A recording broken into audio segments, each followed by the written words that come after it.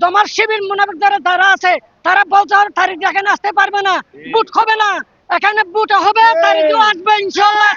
তারেক জিয়ার অনেক লোক দিয়েছে, যুব দল, ছাত্র দল, কৃষক দল, অনেক লোক মানে তারেক জিয়ার লাই নিরাপত্তা পালন করবার দিয়েছে, আর্মি দিয়েছে, র্যাব দিয়েছে, পুলিশ বাহিনী দিয়েছে, বিসিবি দিয়েছে, অনেক লোক দিয়েছে তারেক জিয়ার জন্য। তাহলে 50 লক্ষ না, 4 কোটি পর্যন্ত মাস হবে এখানে, যে দুনিয়া ঘুরে আসছে 4 কোটি পর্যন্ত মাস হবে। এইটা লক্ষ্য দিয়ে ফিজির সরকার তারা ফালিয়ে গেছে। আর মুনাফিক যারা আছে, জমার শিবির মুনাফিক যারা আছে তারা বলছে আর তারিখ এখানে আসতে পারবে না, বুট হবে না, এখানে বুট হবে, তারিখও আসবে ইনশাআল্লাহ।